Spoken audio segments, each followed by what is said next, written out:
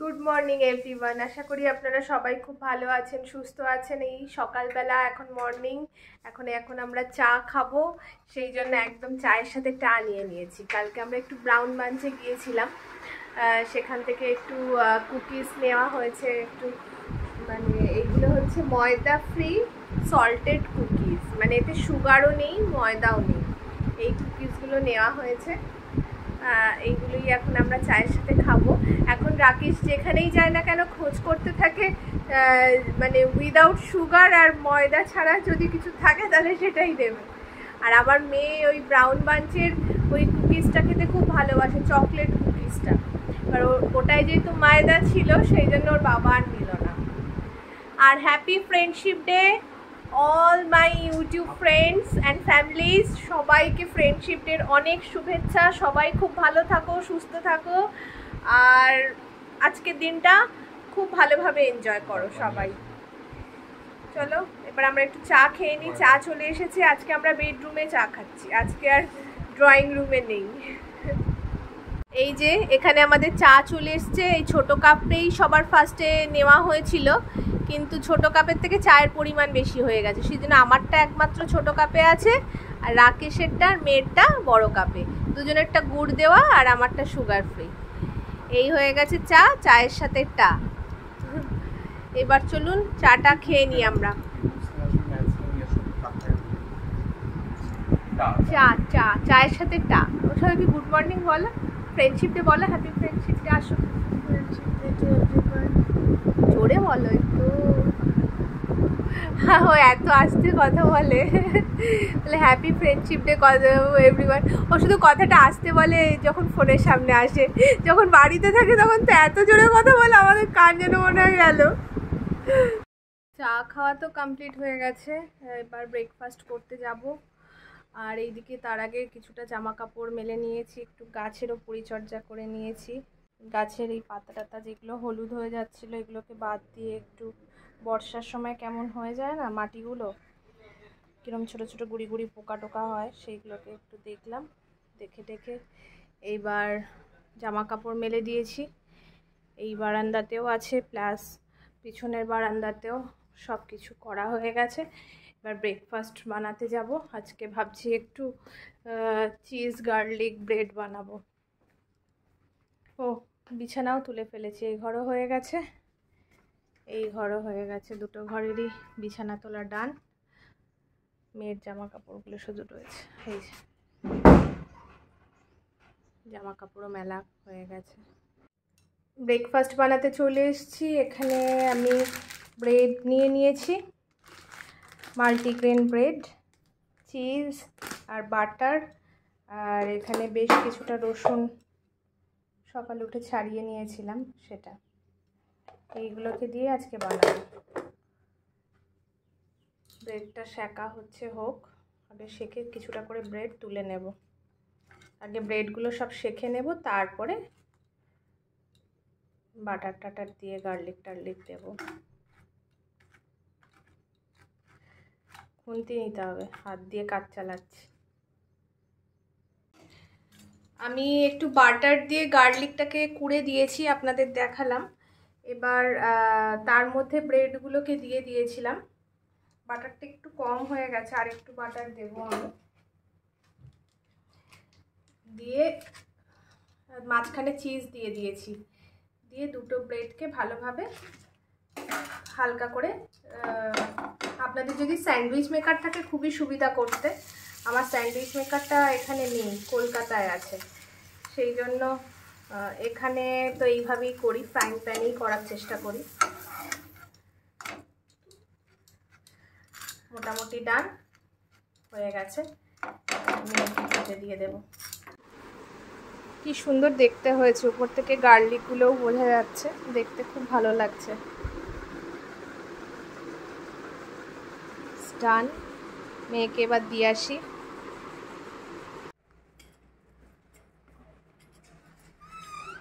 Left leg দিবি। হুম,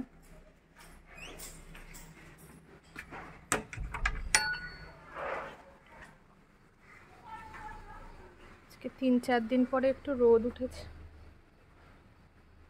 ভালো লাগছে রোদ দেখে।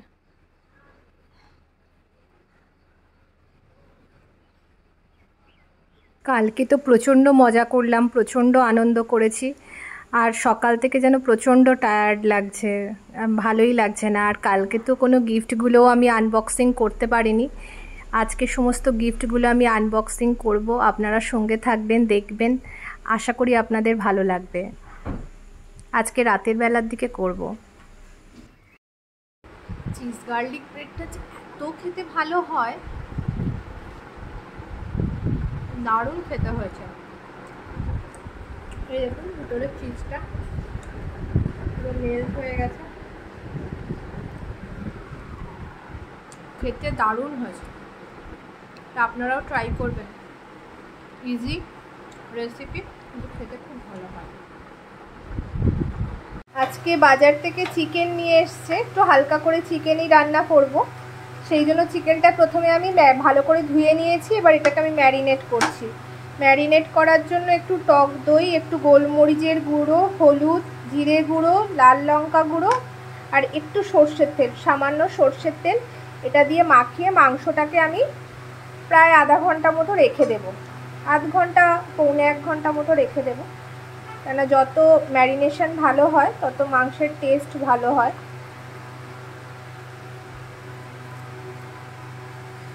মাংস এই যে জলটা, এটা টক দইয়েরই জল, টক দইটা থেকে জল ছেড়েছে, সেই জলটা থাক, মাংসে দিয়ে দেবো, ভালো সিদ্ধ হয়ে যাবে।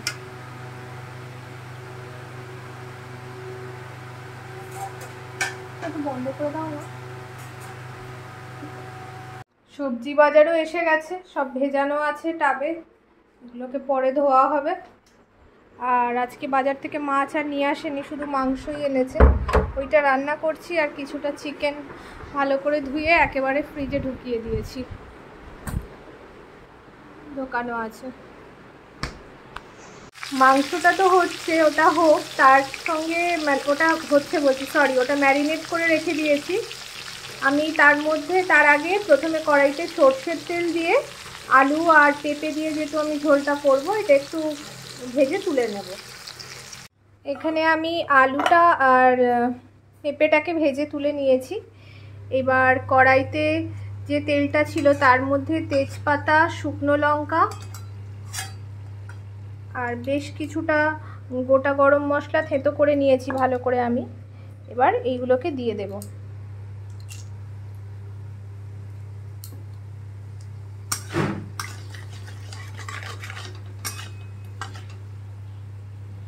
ফোড়নটা থেকে একটু হালকা গন্ধ ছাড়লে তারপর আমি পেঁয়াজ কুচি যেটা করা আছে সেটাকে দিয়ে দেব।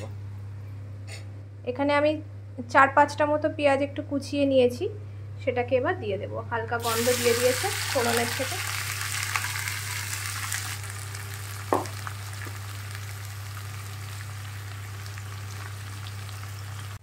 পেঁয়াজটা তো ফ্রাই হচ্ছে,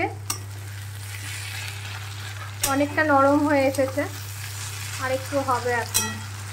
এবার এর মধ্যে আমি এই রসুন পেস্ট করে রেখেছি, একদম মিহি পেস্ট করিনি, একটু খোঁচা খোঁচা পেস্ট আছে, এই যে রসুনের পেস্টটা দিয়ে দেব। আর এখানে আদা আর কাঁচা লঙ্কারও একটু পেস্ট বানিয়ে রেখেছি, এটাও দিয়ে দেব।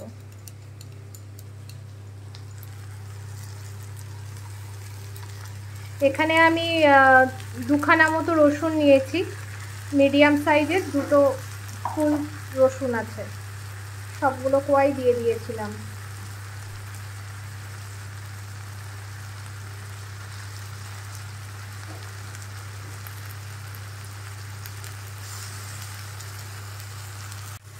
এবার আমি আদার পেস্টটাকেও দিয়ে দেবো।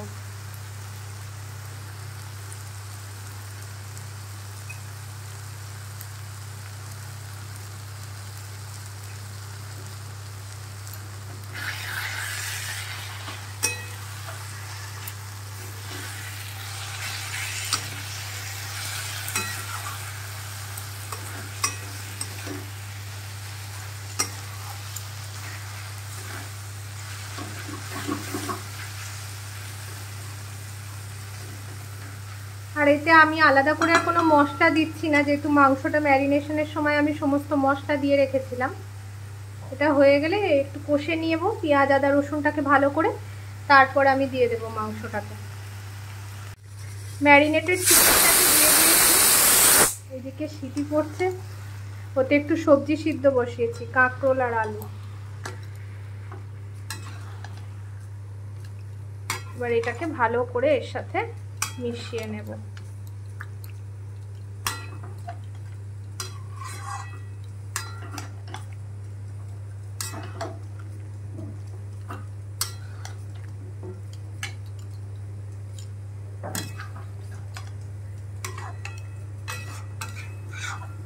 মাংসটা ম্যারিনেট করেছি প্রায় 40 মিনিটসের উপরে, অনেকক্ষণ হয়ে গেছে।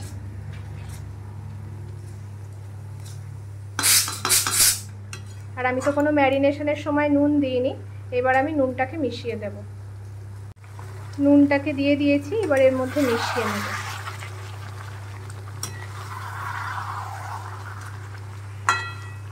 পেঁয়াজটা ভাজার সময়তেও আমি কোনো নুন দেইনি।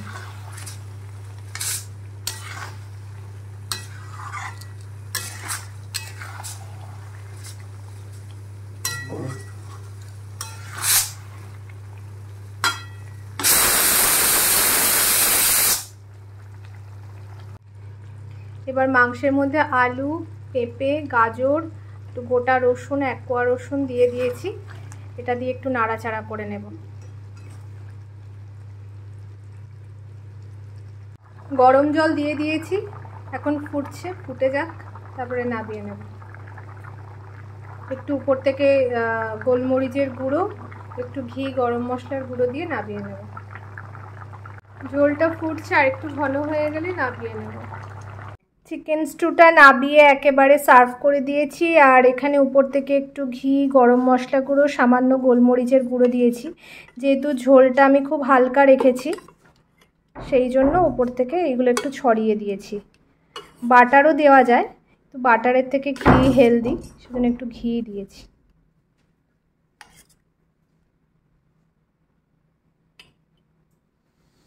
আজকের লাঞ্চে আমাদের এটাই মেনু। আজকে একটু চিকেন স্টু আর একটু সিদ্ধ দিয়ে দিয়েছিলাম আলু আর কাঁকরোল, সেটাকেই ভালো করে মেখে নিয়েছি। এটাই আজকে আমরা লাঞ্চে খাবো। এখন গিফট দেখানোর পালা, গিফট আনবক্সিং হচ্ছে আজকে। কালকে এত টায়ার্ড হয়ে গেছিলাম বলে কাল আর রাতে আমি করিনি, সেজন্য আজকে রাকেশ অফিস থেকে আসার পরে আমি বললাম যে একটু গিফটগুলো আনবক্সিং করি। এই ব্যাগটা দিয়েছে আমার এক ফ্রেন্ড, খুব সুন্দর হয়েছে।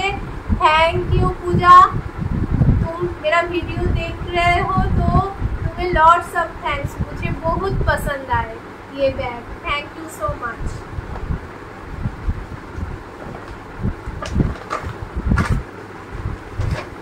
ये भी एक गिफ्ट है, ये भी पूजा ने ही दिए हैं मुझे। इतना सुंदर हैंडराइटिंग है, खूब सुंदर ये हैंडराइटिंगটা। আমি জানি না কে লিখেছে, পূজা না ভাইয়া, খুব সুন্দর handwriting, very beautiful. Gift unboxing করতে বেশ মজাই লাগে না, সে ছোট হোক আর বড় হোক, গিফট খোলার মজাই আলাদা।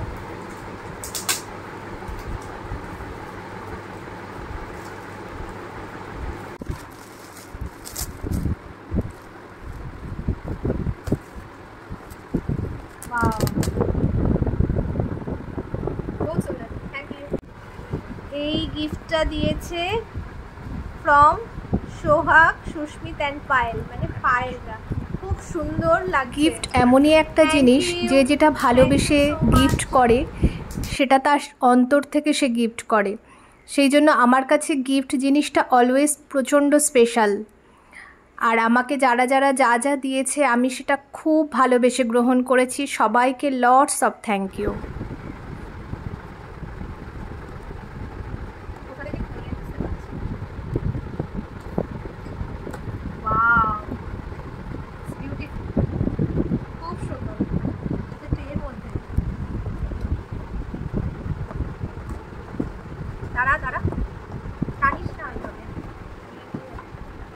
Wow, it's beautiful. Thank you so much. It's very nice. যখন আমি এত সুন্দর সুন্দর ক্রকারি জিনিস দেখি আমার মন খুশি হয়ে যায়। খুব সুন্দর হয়েছে। এটা এখান থেকে এই সিস্টেমটা আছে, এখান থেকে লাগানো। Serving mode. It's truly very nice. এটাও পাইল দিয়েছে।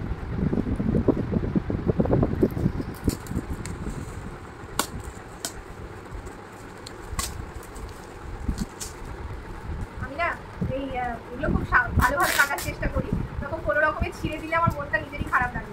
মনে হয় আমি এইভাবে ছিঁড়ে ফেললাম র্যাপিংটা, ওই জন্য একটু টাইম লাগে। আর আমার মেয়ের তো বড় বেশি ধৈর্য কম, যখন বার্থডে গিফট পায় হ্যাঁ ব্যাচ করে কেটে ফেলে।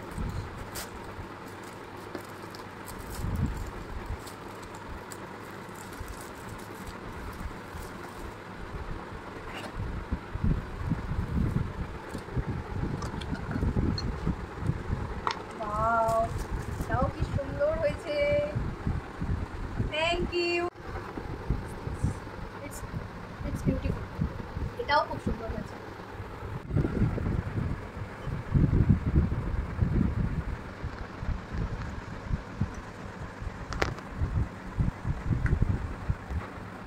It's beautiful, another beautiful gift.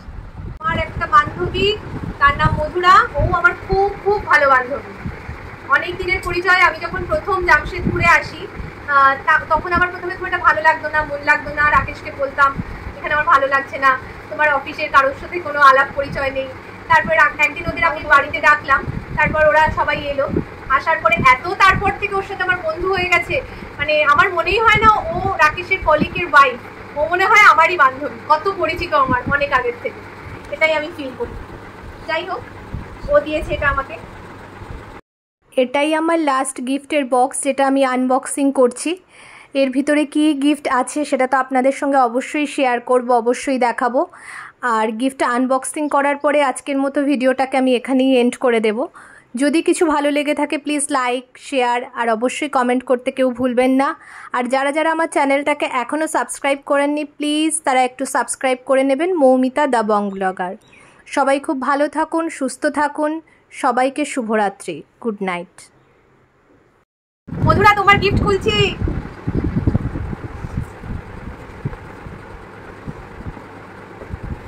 Wow,